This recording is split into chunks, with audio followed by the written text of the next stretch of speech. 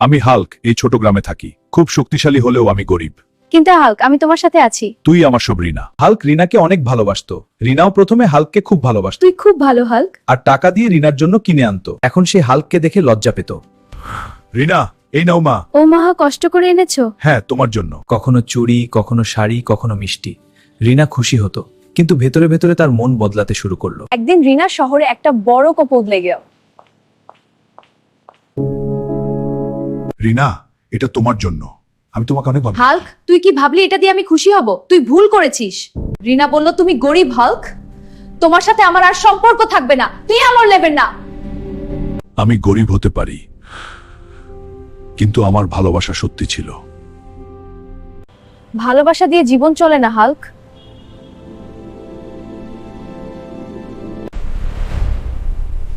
সেই দিন থেকেই হুল্ক মনে মনে বলল,